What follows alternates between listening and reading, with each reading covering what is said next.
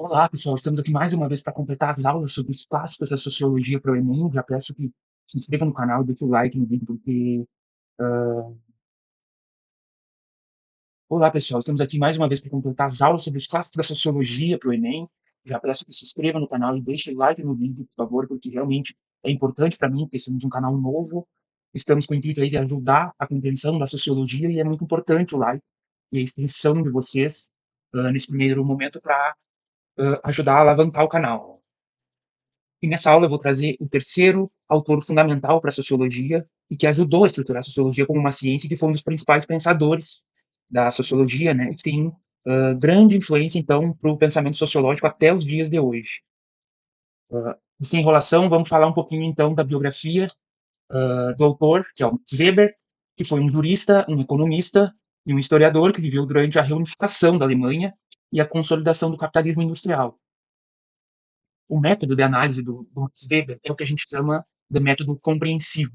A sociologia compreensiva tem como objetivo compreender o sentido, o significado que as pessoas atribuem às suas ações e analisar a realidade social entendendo traços específicos dos fenômenos. Ele também vai utilizar o que então a gente chama de tipos ideais, que são ferramentas conceituais usadas para comparar e para analisar a realidade social a partir de classificações dos fenômenos, baseado então nas características deles, tá? Aqui a gente vai entender o conceito de ação social. Primeiro, é preciso entender que há ações que tomamos que têm significados. E esses significados é a gente que atribui a elas. Por exemplo, quando agimos de uma maneira grosseira com alguém sem intenção, é comum a gente pedir desculpa. Pedir desculpa é uma ação que tem um sentido, ou seja, que tem um significado. Por que a gente pede desculpa? Pode ser por inúmeros motivos, não queremos ver a pessoa brava, porque gostamos da pessoa, porque queremos passar uma boa imagem, há inúmeras possibilidades de sentidos, e é justamente essa compreensão desses sentidos que é o ponto fundamental para o Weber. A ação social para ele, então, vai ser qualquer ação exercida por um indivíduo e que o sentido leve em consideração o comportamento da outra pessoa, como no caso que aqui eu citei. Outro exemplo é se eu esbarro em uma pessoa com uma bicicleta, por exemplo, isso não é uma ação social, porque não foi uma ação que eu tive intenção e eu não exerci essa ação levando em consideração o comportamento de outra pessoa. Então, não é uma ação social. No entanto, a partir do momento que eu socializo com essa pessoa pedindo desculpas, e esse pedido de desculpa tem um sentido, tem um significado, seja ele qual for, como por exemplo o que eu citei acima, então esse pedido de desculpa se torna uma ação social. O Weber ele vai classificar as ações em quatro tipos ideais, que são então as ferramentas conceituais que ele utiliza para classificar as ações e analisar a realidade a partir dessa classificação. Os quatro tipos de ação são ação social racional com relação a fins, ação social racional com relação a valores, ação social afetiva e ação social tradicional.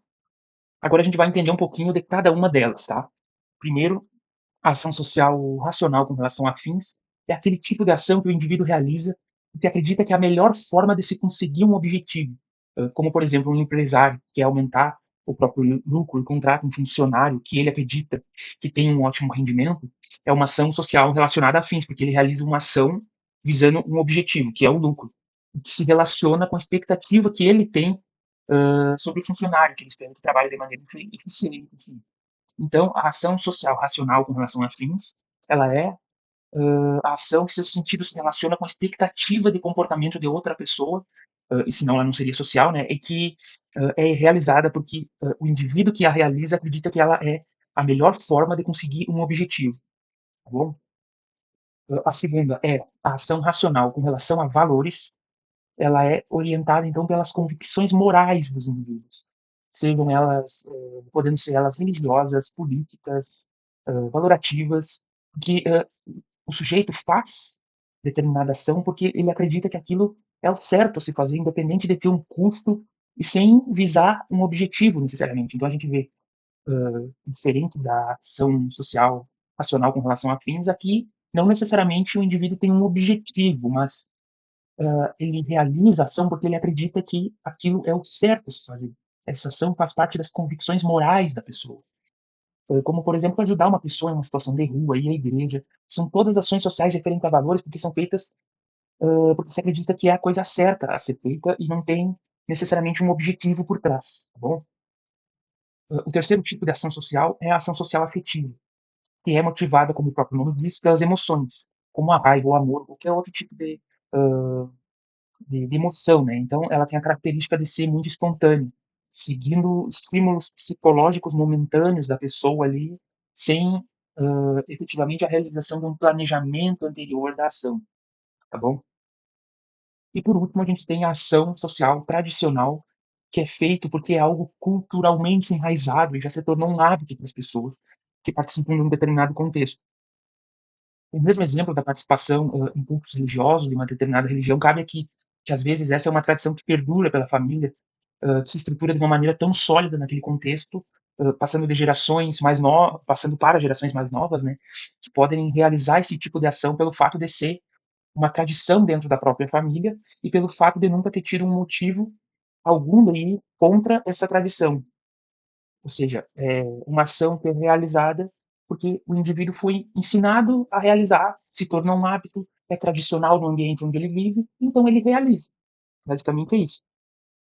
Então, o Weber vai utilizar esses tipos de ação social para analisar vários fenômenos e processos da sociedade, tá bom? E um desses processos é o que ele chama de desencantamento do mundo, que é um processo de expansão da racionalidade em todas as esferas da vida, como o direito, a economia e a ciência. Esse desencantamento é porque os fenômenos da sociedade deixam de ser explicados por pensamentos mágicos ou religiosos e passam a ser explicado por meio da racionalidade das coisas mundanas.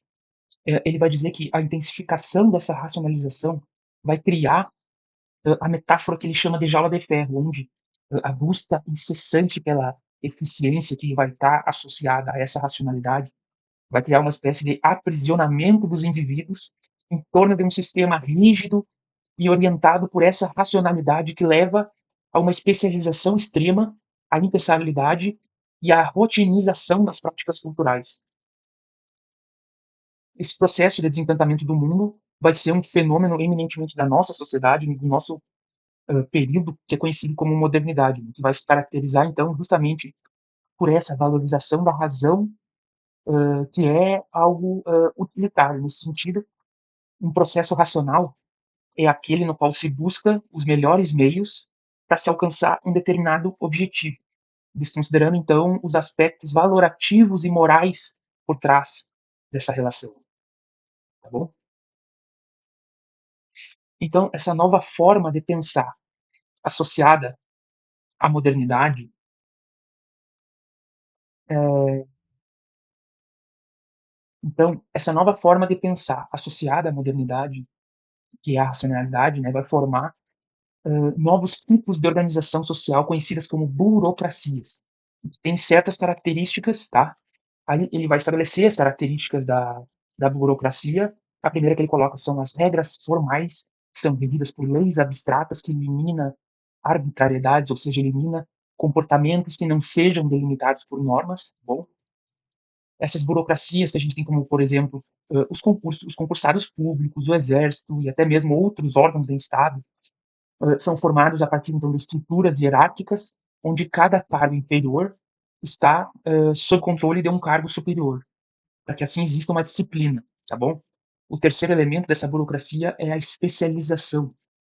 Promove então uma divisão sistemática de tarefas, ou seja, cada funcionário público, cada militar vai possuir então a sua tarefa que é delimitada legalmente por meio de estatutos, né, e que exige um treinamento técnico específico e especializado para a realização daquela função. A quarta característica é a impessoalidade, ou seja, as regras elas são baseadas em cargos e funções, mas nunca em pessoas. Ou seja, o sujeito, o indivíduo que está ocupando determinada função, pouco importa para essas relações burocratizadas, porque o que determina elas são os cargos. Como, por exemplo, no exército, pouco importa quem é o general ou quem é o soldado.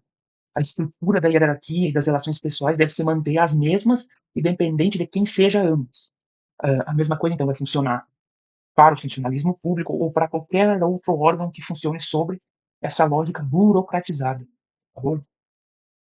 A quinta característica é que essa estrutura precisa ser meritocrática, ou seja, o recrutamento dos seus integrantes precisa ter critérios objetivos de seleção para que aqueles que melhor atender esses critérios efetivamente assuma esses cargos. E por último, todas as decisões e regras devem ser formuladas e registradas por escrito, garantindo que os processos eles tenham uma legalidade e uma continuidade caso seja necessário, tá bom? Bom, lembra dos tipos ideais que eu falei no início, que são os modelos analíticos ali criados pelo Weber para analisar a realidade. Então, os tipos ideais eles são construções teóricas abstratas que reúnem características puras de um fenômeno. E é justamente por ser feito de características puras, ele dificilmente existe na realidade. Mas ainda assim, ele vai permitir criar análises. Então, Weber vai utilizar esses tipos ideais para analisar aquilo que ele chama de dominação. E dominação para o Weber é um conceito muito importante. Dominação é a obediência dentro de um grupo social, mas não é qualquer tipo de obediência. É a obediência considerada legítima, ou seja, é a obediência onde aquele que obedece, obedece por sua própria vontade e não pela imposição da força do outro. O maior exemplo de dominação por obediência legítima que a gente tem hoje é o próprio Estado, porque as pessoas, no geral, respeitam as normas e as leis postas pelo Estado sem grande desobediência ou reconhecimento como legítimo. Claro, que quem desrespeita o Estado é coagido pelo uso da força do Estado, que é feito através da polícia, né? Mas, no geral, as pessoas reconhecem o Estado como um dominador legítimo, porque, em regra, cumprem aquilo que foi proposto por ele, sem a existência de um descontentamento generalizado. Isso, então, é a dominação, tá bom? O Weber vai reconhecer três tipos de dominação legítima, então, que é a dominação tradicional, que ela não é baseada por regras ou normas, mas ela existe por uma tradição, por costumes, onde alguém, seja uma pessoa ou grupo, reconhece outra pessoa ou outro grupo como dominadores legítimos, porque tradicionalmente, historicamente, sempre foi assim. E não estabelece nenhum tipo de questionamento a essa relação. Reconhece essa relação de dominação tradicional como legítima, porque sempre foi assim, tem introjetado em seus valores essa relação e não questiona ela, certo? O segundo tipo de dominação, então, é a dominação carismática, que existe porque o dominado enxerga em seu dominador uma figura meio heróica, assim, uma figura exemplar de pessoa, com grande qualidade de líder, e que por isso é legítimo que ele seja o dominador. Uh, e por último, a dominação legal racional, que é o tipo de dominação típica da nossa sociedade moderna, que é baseada, então, na crença da validade de estatutos e normas que foram criadas racionalmente, ou seja, na dominação legal racional, o dominado reconhece o dominador como legítimo, porque existe um estatuto que reconhece ele nessa posição de dominador. Mas atenção, os estatutos aqui não reconhecem os indivíduos, as pessoas como dominadores, mas sim o cargo que essas pessoas ocupam. Lembra, como eu falei antes, da impessoalidade da burocracia? Aqui também funciona assim, na dominação legal racional, se reconhece como legítima as relações de dominação a partir da posição que as pessoas ocupam e não pela relação pessoal em si, como, como no caso do exército, é legítima a autoridade do general sobre o soldado por suas posições, mas não pelas pessoas em si.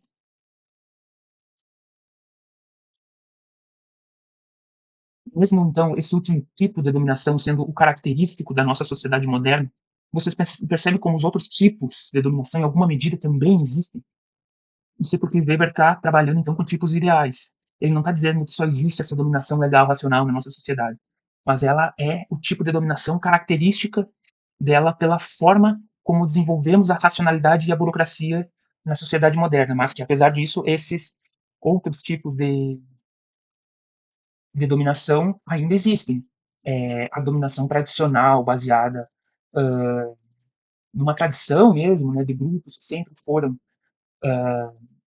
mandaram na política, é muito comum, principalmente em cidades menores, né, onde existem o grupo dos líderes políticos, dominadores, e que a população acaba por não questionar essa relação.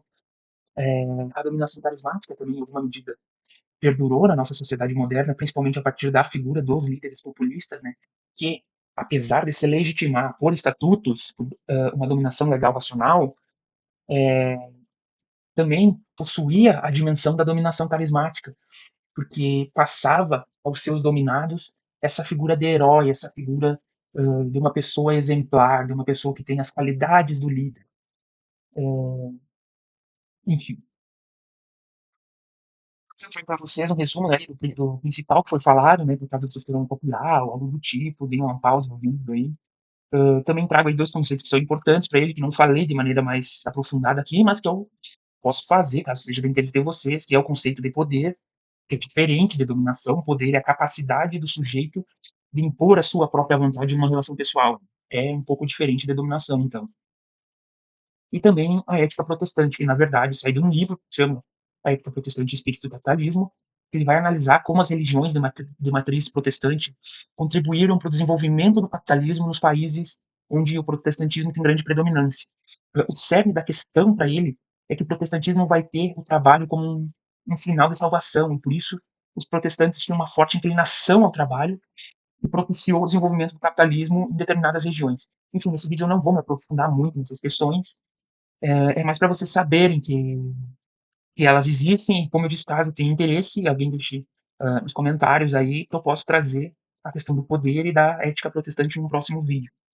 Então é isso, pessoal. Agradeço pela atenção de quem assistiu ao vídeo. Por favor, se inscreva no canal, que dá trabalho para fazer, tem que, enfim, estudar novamente conteúdo para trazer para vocês um conteúdo teórico bem focado no Enem. Agradeço, então, a quem assistiu até aqui e um abraço.